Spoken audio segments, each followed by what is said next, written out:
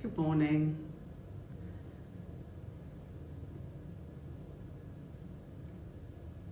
Good morning. Nice to see you all. I'll just give everyone a few minutes to join and then we'll get started.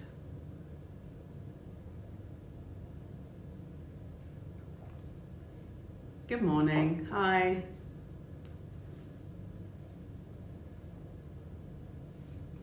Lots to talk about in our Mindful Parenting live session this morning. We're going to be talking about toddlers and anxiety and boundaries and all the exciting, interesting workshops that we have coming up over the summer. I'm going to be talking about all of that. Good morning. Hi. And if you have any questions that you didn't get around to asking before the session and you'd like answered during the session, then please do type them up. I can see them on the screen and I will do my very best to answer them for you. So you're welcome to ask questions or comments at this point. It's not too late. Good morning. Nice to see you all. It's Thursday, 10 o'clock. This is our weekly live mindful parenting session and it's really lovely to have you all here. I'm just going to give another couple of minutes for people who want to join. I can see there's lots of people coming in, so I'll give a few minutes to let everybody join. Good morning, it's lovely to see you. Thank you for being here.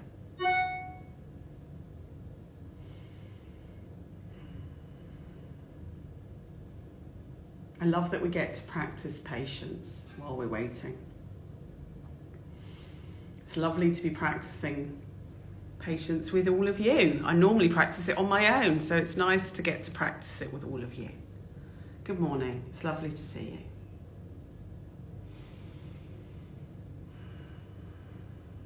you. Okay, I'm just going to give one more minute. The topic this morning, I've got a few questions. So we're going to be answering those, and they include things with toddlers, dealing with toddler behaviour, dealing with anxiety, and I've had quite a few questions about boundaries, so we're going to be definitely talking about boundaries this morning. Good morning. Hi, lovely to see you. And if you've got any particular questions that you'd like answered or topics that you'd like to hear a bit more about from a mindfulness perspective, then please share and type them in on the screen, and then I'll do my best to include them in the session. Okay, so it's 10:05, so I've given a few minutes for people to join, and we'll get started. So it's been, I don't know about you, but I find the weeks have been going incredibly quickly. I feel like I only sat here in this chair a few minutes ago talking to you, and already another week has passed. I have no idea how many weeks we're into of lockdown. I have to admit I haven't been counting. For those of you who have been counting, feel free to share it. I can see that you've asked a question about 9-year-olds and anger, so I'm going to jot that down and I will definitely talk about anger.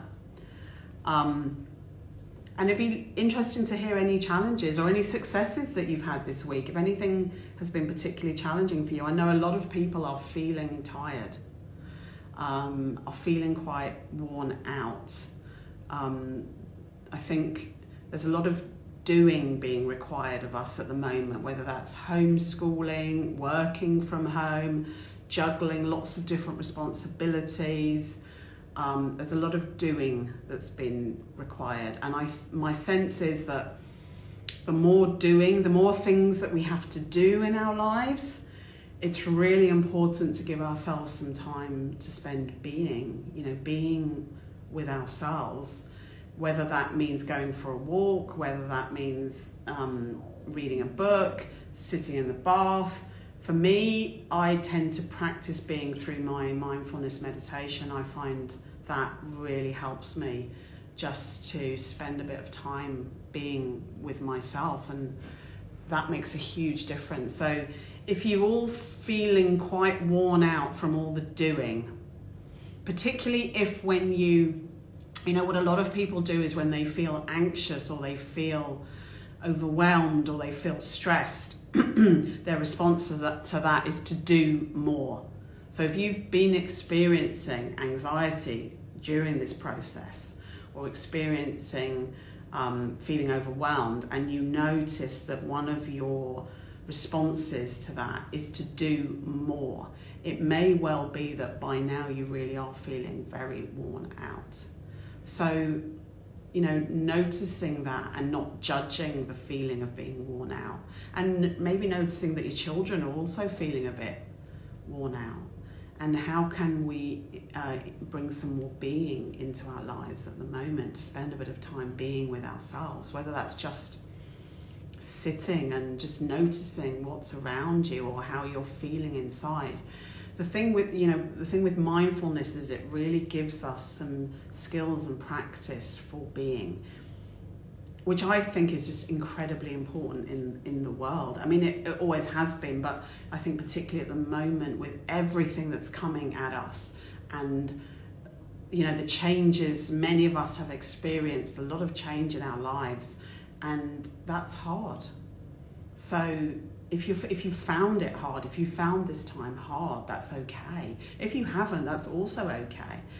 You know, but spending some time being is really important. And I will talk a bit nearer the end of the session about how we're going to continue to support your practice over the summer months. I think this summer is going to look very different for many of us, and we want to ensure that you feel supported during that. So let's start talking about some of the questions that you've sent in. And for those of you who have just joined, you are very welcome. It is lovely to see you this morning. Thank you so much for coming and being part of this session. I know a lot of you that I know you personally, and it's so lovely. Thank you for supporting it. And for those of you who I haven't met, or either in person or online, you're also very welcome to be here today.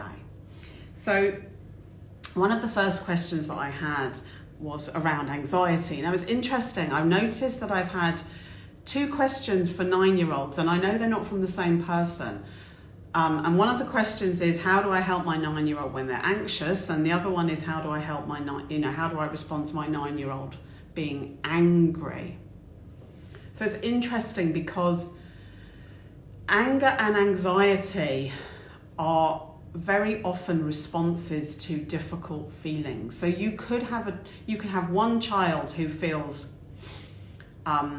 frustrated, and that will lead to anxiety, and you could have another child who feels frustrated, and that will lead to anger. So very often the same feeling, the same experience can generate anger or anxiety, and they can do that in us. I don't know if you've noticed that. Have you found that during this time that sometimes you felt angry and sometimes you felt anxious? I can certainly recognize that. And so it's not surprising that in our children we will have seen possibly both behaviors. And of course, anxiety can also look like anger. So, you know, the key with this is, I have this sense that what I want to talk about in relation to this is how important it is for us to be able to see behind the behaviors. That when we're parenting, when we're looking at our children, that we're not just focusing on the obvious behavior. And that can be hard sometimes, because sometimes the behavior can feel very difficult for us. But to actually, when there's a behavior, whether that's an angry behavior or an anxious behavior, what is actually happening behind that?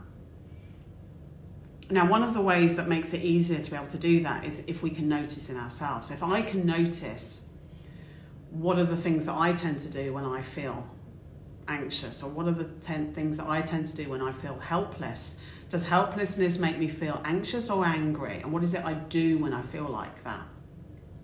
So I know for a lot of people, when they feel helpless, they will go into doing mode. They will write lists, they will organise things, they may become quite demanding, a bit nagging, you know, a little bit like, Have you ever noticed during this time as a parent, perhaps there's been times when you felt quite helpless about the fact that your children are missing school, or you felt helpless about the fact that they can't see their friends? Have you ever noticed that perhaps you go into, right, well, I need to organise something, right, well, I need to make sure that they're doing this and they're getting all their schoolwork done. I need to make sure that they're participating in things. So that feeling of helplessness in us can either generate, go into very much doing mode, and we can become a bit demanding, a bit nagging, or it actually might lead to me just going, oh, this is just all feels like too much and I don't want to do anything. I just don't know where to begin. It all feels too overwhelming. So the same feeling can create very different behavior in people. And that really just depends on who we are, our personality, I suppose. So you might have 2 children in your house, or 3 children, or 4 children, and they could all be responding to this in a very different way. So one of our jobs as parents is to be able to see behind the behavior. That when we see this outward anxious or angry behavior, can you actually recognize what is happening? Can you recognize what feeling your child might be having? And perhaps maybe what's driving this? Because when you can, we call this being able to see our children and for them to feel seen. And by that means that we see their emotional state, not just what they're doing, but what is actually happening inside. When we can do that, when we can see that, what that allows is for us to have some empathy, to practice some empathy and compassion there. And when we can do that, we can practice connection. Now, when you understand that relationships come from connection, cooperation comes from connection, sharing comes from connection, everything comes from connection. Without connection, it's just 2 people talking at each other. Nobody's really listening and nothing's really happening. We're just busy trying to get over our point of view. When we feel connected, we are able to listen to the other person, and we want to help them, and we want to cooperate with them, and we want to support them. So the key is, whatever behavior you're seeing in your child, is first of all, choose to connect to them, connect to the feeling, connect to what is happening. And then once you've done that connection, once that connection exists, then you can look at things like boundaries, or how do I teach my child to manage their feelings when they feel like this. But often we're too busy rushing into, well, this is not acceptable, I don't like this, I'm not happy with this, and so you need to do this, or you can't do that, or you should have done this, or you should have done that. We're so busy getting into that we don't make that connection. We don't give empathy. We don't give compassion. We rush into doing. So actually all that's happening there is we're just reinforcing that when we have a feeling, we should just do something. And actually what you really want to teach your children is, when you have a feeling, notice it, become aware of it. Bring some understanding to it, maybe name it. We are a meaning-making species, which means that in order to cope with things, we have to be able to label them. We need to know what they're called. And this is what you want to teach your children, so you need to be role modeling this. If you're going from behavior straight into action, you're actually missing the key component here, which is, what's driving this behavior? What were you feeling before this? And then if you have that awareness, perhaps the next time you start to feel like that, you'll be able to maybe take a breath and think about what you want to do first. So as parents, we need to role model that in our behavior with ourselves and in our interaction with our children. So learning how to truly connect, and then learning that what comes from that is listening and cooperation and support. That's a skill, and I always thought I was quite a good communicator until I had children, and then I realised actually I wasn't that great, because I had been taught to go straight into doing mode, problem solving mode, fixing it, setting a rule. I didn't really know that concept of how to become aware of my thoughts and feelings and then think about what I do next.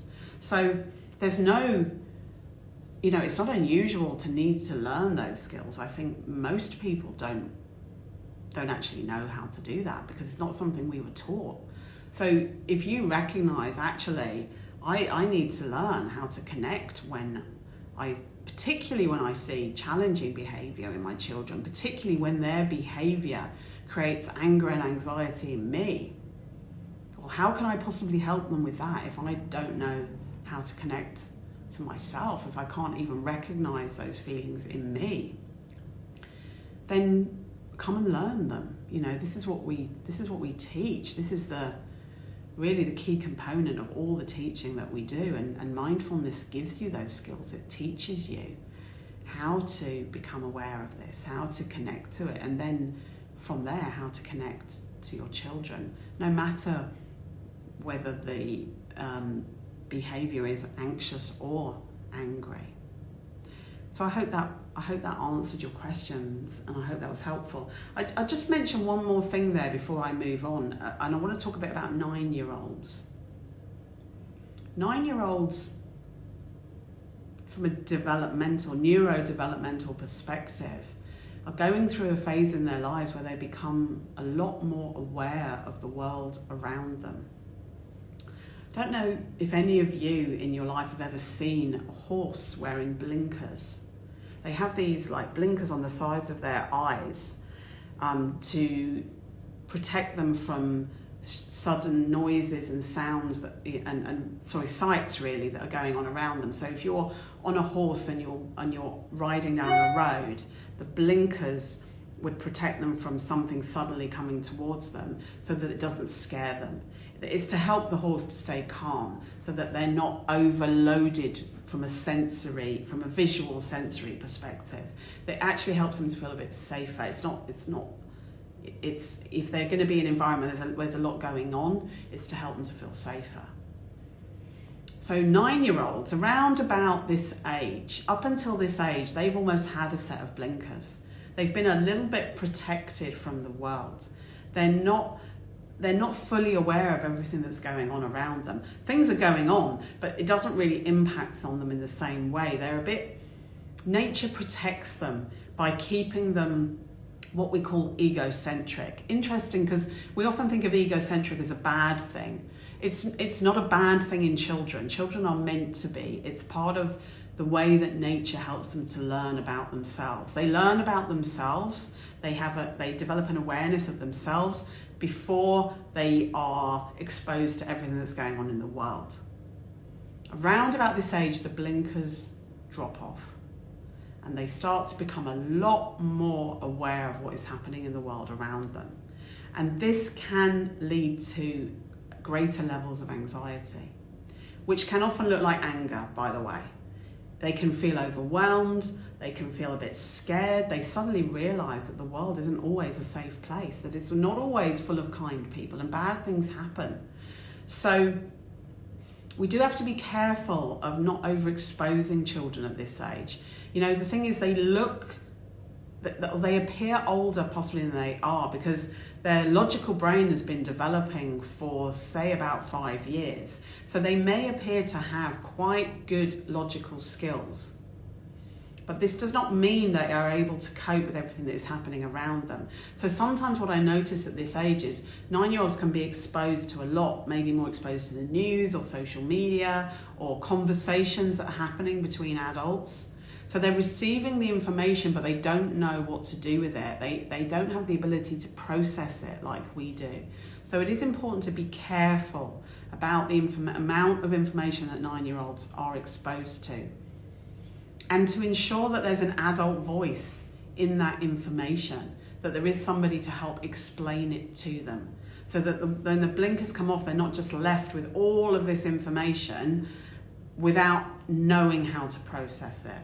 So I wonder if perhaps one of the reasons why, and I have had a lot of questions from parents of 9-year-olds recently, and I sense that may be one of the reasons that neurodevelopmentally the blinkers have come off, and now there's a lot of feeling comes up, but they actually don't have the skills to deal with it.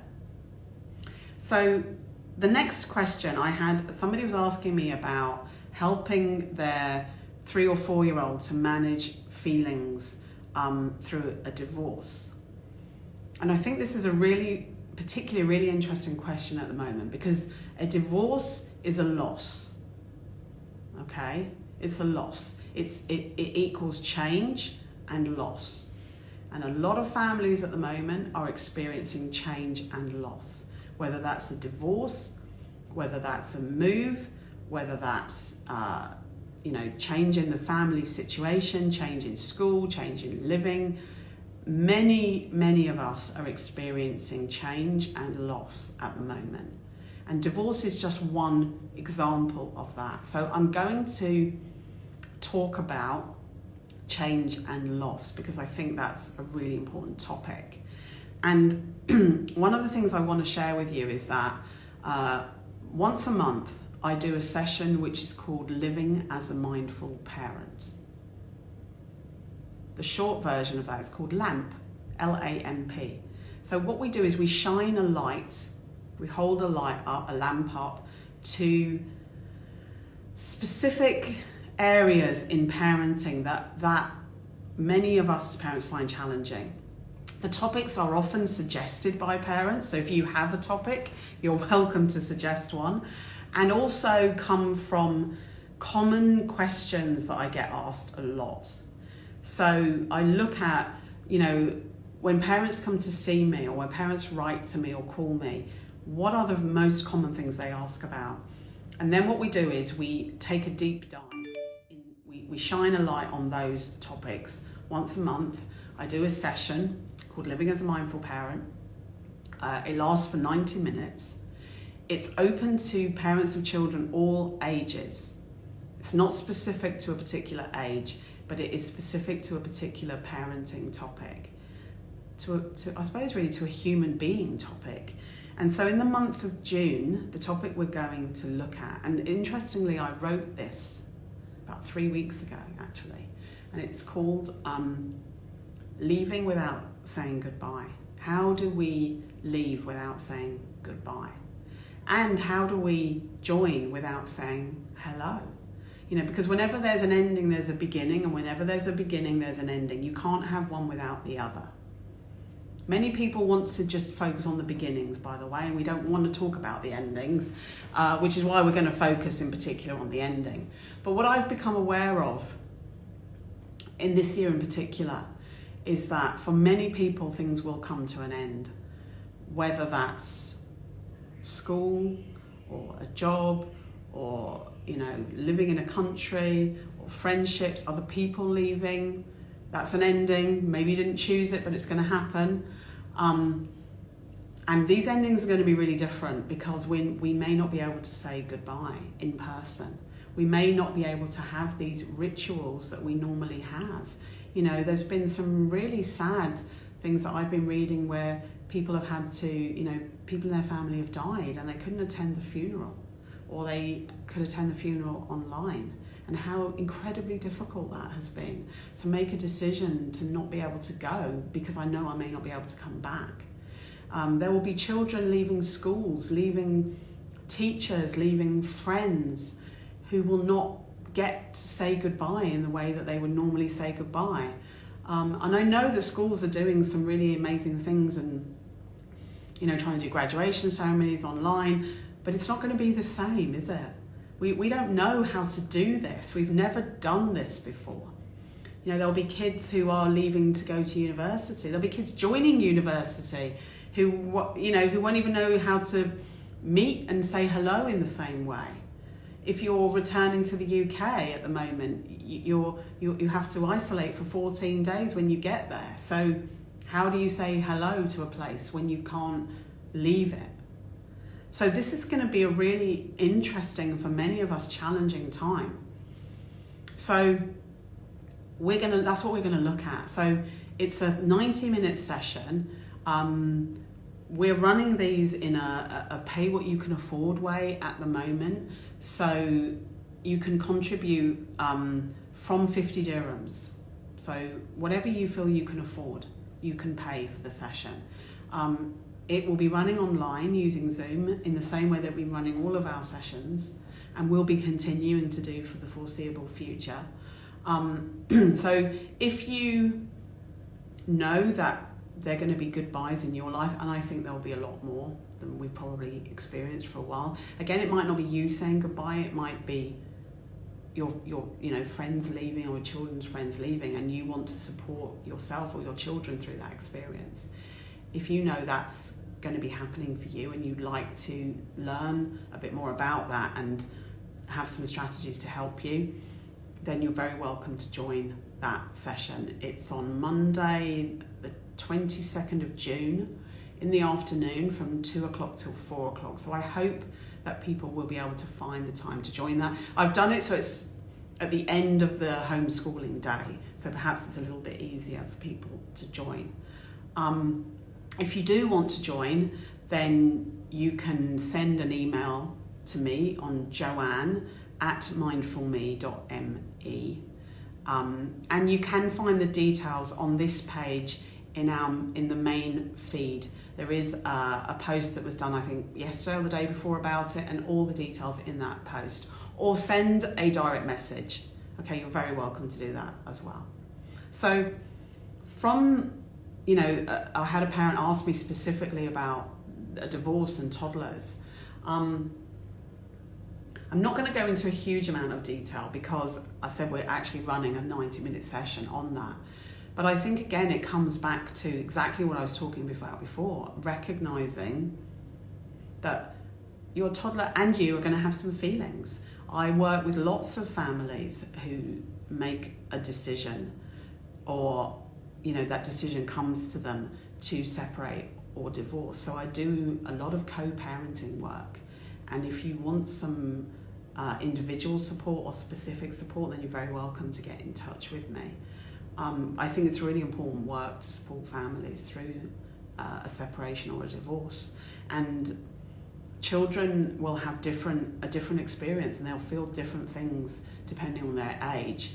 Touching specifically on a 3 or 4 year old, I think the thing to notice is that their priority will be, how does it impact on them? They're not really going to be thinking too much about the impact this has on anyone else, because, as I said, neurodevelopmentally they're egotistical. So we're very much, the reassurance that they will need is that nothing's going to change for them. Mummy and daddy still love them. They're still going to get to see mummy and daddy. Whatever your arrangements you've made, and I'm happy to talk to you about what are the most supportive arrangements for children of different ages. But understanding that at that age, it's very much going to be about, how does this impact on me? What does this mean for me? And just feeling that they feel safe. And that's what you would focus on. Okay, so I hope that helps. I'm just going to have a drink of water.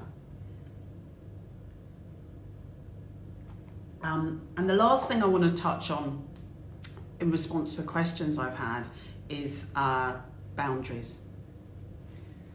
Boundaries. Now, this is a topic that comes up over and over and over again. I'm just actually trying to think, in the 20 years that I've been working with children and individuals and families, I'm actually not sure I've ever had a session where we haven't talked about boundaries, whether that's a workshop or a mindfulness course or an individual session. Boundaries just come up over and over again. And I have a sense it's because a lack of boundaries really causes problems in our lives and our relationships. And in addition to that, many of us really struggle to put them in place. We actually aren't even sure what they are. We base our understanding of boundaries on what we were taught as children. So for me, boundaries were just rules, and boundaries meant punishment or reward. and they were enforced. We were told what they were, and there was no, and if you broke a rule, you were punished. And if you stuck to a rule, well, then everything was okay. So, you know, they weren't always clear, by the way. They could, you know, the other thing I noticed is that often they change. They change from day to day, from parent to parent. So sometimes it's a little bit confusing, and it didn't always feel like the rules, because they were rules, were the same for everybody in the house either. So that was also a bit confusing. So what I notice is when I talk to people is that often their experience is very similar, and there were rules in their home, or there were no rules. So some things there were a lot of rules around, some things there were no rules around. Some homes everything was a rule, and some houses there were no rules at all. You could just do whatever you wanted. And for many of us, the rules were these: one set of rules for children, one set of rules for adult, and they aren't the same. So therefore you just desperately wanted to be an adult so you could have those rules. And then when you became an adult, you realised that there was just another set of rules.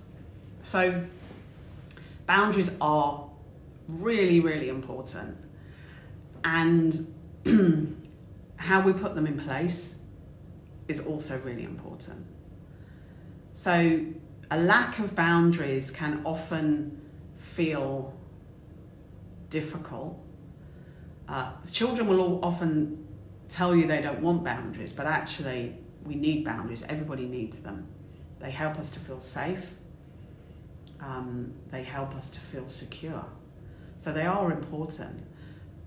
But where they come from, i.e. what's the reason behind the boundary and how they're put in place, is also incredibly important. So I would say, you know, sit and reflect with yourself as what do boundaries mean for you? How would you define a boundary? How do you feel when people put boundaries in place with you? How do you feel when you put boundaries in place with others? How do you feel when there are no boundaries? And then, you know, expand that awareness to your children and really sit with this. A lot of research has been done around boundaries, and I teach it in our mindful parenting workshops. And it also comes up in the mindfulness workshops, because what we notice is that for a lot of us, boundaries can create, or I should say lack of boundaries can create resentment, they can create anger, they can create disconnection, they can create anxiety. And when boundaries are put in place from a place of fear or anxiety, or those two are the main, that they don't really feel very good. So boundaries need to come from a place of calmness. You know, I need to feel calm to put a boundary in place, and I need to be really clear about what the purpose of this is. And then the language that I use to put a boundary in place is also really important, because nobody likes to be told no all the time. We don't like it, and it's also not good for a child's brain development to be constantly told no. Parents say to me, why did my child say no to me all the time? Well, probably because you taught them to say no, because you said no to them a lot. So yes, boundaries are important, but how they're put in place, when they're put in place, why they're put in place is probably, you know, is equally as important. So when we set boundaries, we need to do it from a place of calm. We need to do it from a place of not having an attachment to an outcome. We need to do it from a place of teaching. This is about teaching, not punishing. If you use punishment, then you're not setting boundaries in a way that children will learn from them. So whilst we teach discipline on mindful parenting workshops, I don't teach punishment, and I don't teach reward, because they don't teach the things that we really want children to learn, and they don't develop the brain in the way we want the brain to develop. So I think the key thing is boundaries have to be set when you're calm, and you need to ensure that there is compassion and empathy when you set a boundary. And when they're ignored, when they're not met. Understand that's really normal. It's not normal for a child to always respond to a boundary in the same way as, let's face it, I don't always respond to boundaries that are set for me. There's some boundaries I ignore. And I'm sure all of you do. I'm sure there are, if you really sat and thought about that and were true to yourself, you'll know there are some boundaries that are ignored. I mean, you only have to look at what has happened during this whole experience and the frustration and irritation and anger that many people have felt when other members of society have ignored boundaries around wearing masks, going to certain places, behaving in certain ways. So if you think that children are the only people that don't respect boundaries, well, I think we've all been proven massively wrong. Lots of people struggle to meet and work with boundaries, okay? And there's lots of reasons why that happens. So perhaps the experience that we've all had in the last few months of watching how mankind have struggled and struggled and struggled with meeting the boundaries that have been put in place for them, perhaps that can help us to have a bit more empathy and compassion with our children when they struggle with boundaries. And rather than reacting, as many people have done, with fear and judgment and anger and just overwhelming pain, because we feel pain when we see those boundaries not being met. And we know it doesn't work. We know that the only thing that does is just create more pain for us. And people don't listen. They just push back against it or ignore it. It's exactly the same thing with children. Children will struggle with boundaries. We will feel pain when that happens, and we need to ensure that we don't react from that place of pain, because nothing positive will come from that except for more pain. And all you teach children is how to behave from a place of pain. Yeah. So I think we're learning a lot from this experience that we've all had in the last few months, and I think it can really help us to be more empathetic towards our kids, because many of us will have felt that decisions have been taken away from us, our power has been taken away, our sense of control has been taken away, and you know, whilst we understand, and of course that's the difference, because we're adults, we can actually look at it logically and understand, which children cannot. But even then, even though we can look at it logically and understand, we still ignore it. And we still feel angry about it, and we still feel frustrated about it. Now, for some people, the boundaries help them to feel safe. But they probably struggled initially, and then they were like, oh, actually, maybe this is actually, I do feel a bit safe. And then, of course, what happens? The boundaries change again. And then we're like, oh, I'm not sure about this. What? I'm now meant to go back to work. I'm now meant to be in my, I don't know how I feel about that. So you see, every time the boundaries change, we have another reaction to that.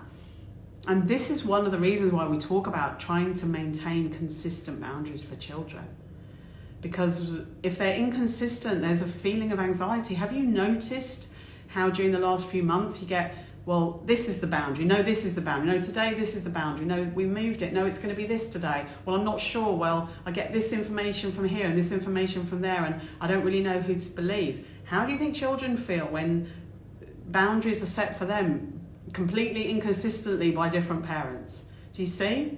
So you see, isn't it amazing how when we really become more conscious, when we become aware of how we feel about things, when we become aware of what is going on in our world and how that impacts us, can you see how that helps us to become more aware of what goes on in our children's world?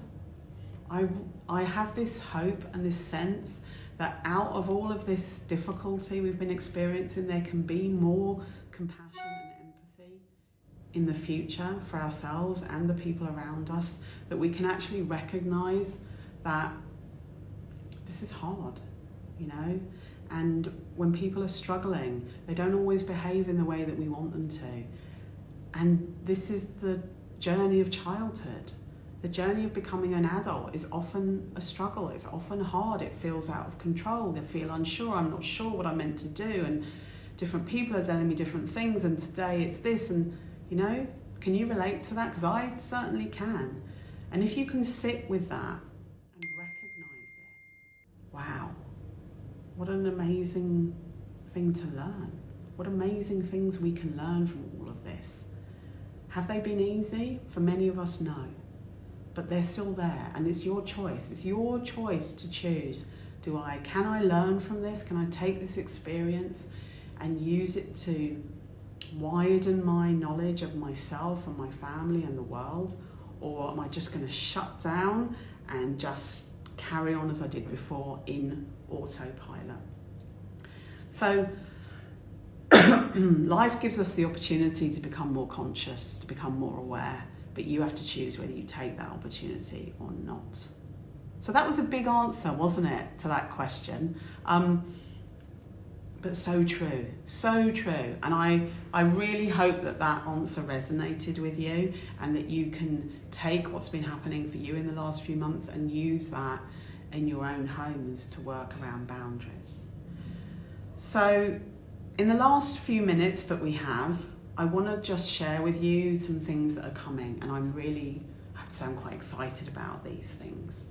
So as I mentioned at the beginning, on Monday the 22nd of June at 2 p.m, I'm running the Living as a Mindful Parent session, which is going to be called Endings and Leavings Without Saying Goodbye. And we're going to be looking at what it feels like to have an ending, to have a change, to be leaving, or to be experiencing people leaving without our normal opportunity to say goodbye, to have the rituals of schools ending, of people moving. How do we navigate that in this world that we currently live in? And also looking at beginnings and how do we navigate those. So that's a special workshop that we do once a month on different topics. 22nd of June at 2 p.m. And if you want to join that, please get in touch. The details are on the main Instagram feed, or you can send an email to Joanne, Joanne, at mindfulme.me. Now, in addition to that, I'm going to carry on running the mindful parenting workshops over the summer, which is for those of you who have been working with me or attending workshops in the past will know I don't normally do this, because normally we run all the workshops in person and either I'm not here or you're not here and it just isn't feasible. But with this change in our environment, another benefit is that we can continue to do this. So I'm going to be continuing to run some workshops over the summer. And there's going to be a new workshop over the summer. How awesome is that? So mindfulness practice for parents, that workshop will run online during July and August. So if you've always wanted to attend, if you've wanted to join with your wife or your husband or your friends, then you can. We'll be doing it online. It's going to be on a Saturday afternoon, as it has been. It will continue to be at that same time, 2 till 4 o'clock Saturday afternoons during July and August. You're very welcome to join. And of course, once you do that workshop, you'll be able to come back whenever you want for free refreshers, which is a great way to feel supported, to feel connected and be part of the Mindful Me community. So if you're interested in joining that workshop, get in touch and we'd love to have you there. In addition, there's 2 other new things. I'm going to also run during July and August a workshop called Parenting with Presence. This will also be running online. This will be on Saturday mornings from 10 a.m. to 12. So you can still have a little bit of a lie-in if you want to. And if your children are young and you don't get a lie-in, it'll give you an opportunity to spend a bit of time with them or do something before the workshop runs. So 10 till 12. Parenting with Presence is the second level of the mindfulness practice for parents. So if you've done the mindfulness practice workshop, or if you have a mindfulness practice or if you have attended another mindfulness workshop, then you are very welcome to join. This is really aimed at parents who are already practicing some mindfulness in their lives and want to extend it, who want to learn more, to deepen their practice, and to continue their journey. So this is another level of support. So it's a brand new workshop. I've been writing it for a while and thinking about it, and I feel I was going to delay it, and I thought, no, actually this is the perfect time to do it. So that's also going to run online in July and August on Saturday mornings from 10 till 12. And my last announcement, which is also pretty exciting, is that after lots of feedback from parents, so I want you to know that we listen to your feedback, we take it on board, we think about it, and then we decide how can we meet that need. So a lot of feedback I've had from parents of toddlers is that they really want to attend a mindful parenting workshop, but it's very difficult to find the time, particularly at the moment when toddlers aren't in nursery or school, and circumstances have changed. Very hard to find a block, to be able to block out 2 hours a week to attend. Just seems parents are finding it really challenging. So we have listened, and for the first time ever, the Mindful Parenting of Toddlers workshop is going to be available as a self-paced online workshop. So you'll be able to purchase the workshop. It gives you exactly the same benefits, but there's a little extra for you as well. What it's going to be is going to be a 3-week pre-recorded online workshop. So it will be the same as if you were joining.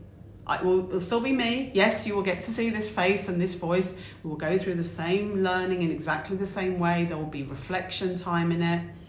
You'll be able to ask questions in between sessions that I will answer.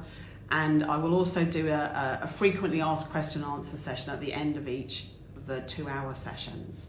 But you will be able to access it whenever you want. And in addition, you will get included one 30-minute private online session. Now, we're going to recommend that you do that at the end, so that once you've completed the workshop, you can think about the questions, anything specific that you would like to ask, and then you'll get to spend some time with me on your own, 30 minutes, and we will go through those questions. So I'm really excited about that. I've had lots of positive feedback on the live session, so that's great, thank you. That's going to be available from the beginning of July. I've had quite a few parents already register and purchase it. So if you're interested, please get in touch, and I will also send you the details for that. So yes, it's brilliant, isn't it? You know, I know that this time has been challenging for many of us. I know it's been hard, but I also know that there are things that we've gained from it. And things that we've learned from it. And for me, one of the greatest things I've gained is the ability to be able to connect with all of you in this way, and you know, through our live sessions, through online sessions. And it's been interesting because I've noticed this, and actually quite a lot of our clients have shared this with us, that a lot of sessions have been deeper, even more meaningful than they were before. People feel able to share and to really reflect on what's happening for them in this time. So if any of you thought about joining an online session and thought, I'm just not sure that it would be the same, you know, we've been doing it for over 2 months now, and the feedback we've had has been all positive. So why not give it a go? You could try it out by joining the session on the 22nd, and then if you feel, actually, I really enjoyed that, then come and sign up for one of the workshops. And in fact, if you're listening to this, you're already giving it a go, you're already trying it out. So that's really our news for today. And the very last thing that I want to share is we're going to take a little bit of a break from the live sessions, not because we haven't enjoyed doing them, we've loved it, and we've really felt that it was needed, and the feedback from you has been fantastic, so thank you. I'm going just to take a little break from them for the moment, just to focus on, you know, working through the workshops and doing some extra things for you based on the feedback that you've given. If you really feel that you would like some more live sessions in the future, please let us know. Please give us that feedback, and then we can look at ways of incorporating them in, okay? But this will be the last one on a Thursday morning for the moment. And I really hope that if you've enjoyed them, that you'll let us know. And if you want to carry on learning with us and being part of our community, that you'll be able to, out of those 3 workshops I've mentioned that are running in the summer, the Mindful Parenting of Toddlers obviously is specifically for parents of toddlers, but the Mindfulness Practice workshop and the Parenting with Presence, there's no age specific range on that, so it doesn't matter how old your children are, whether you're expecting a baby, whether you have a baby or a toddler or a child or a teen, or even an older child. You will learn and benefit and gain from them. So if you want to continue your journey with us and being part of our community, please get in touch, and we're very happy to share with you all the things that we're doing and to welcome you to either join our community for the first time or to continue your journey with us. Thank you so much for being part of this session, for supporting these live sessions, and for supporting me in doing something completely different. I've personally loved spending this time with you, and I know Helen has really enjoyed her live sessions as well. Get in touch if you want to join anything. I'll give you the email address one more time: Joanne, JOANNE, @mindfulme.me, and it'd be lovely to hear from you. Take good care of yourselves. I hope you get a little bit of a rest over the weekend, and thanks again, and lots of love from me and all the team.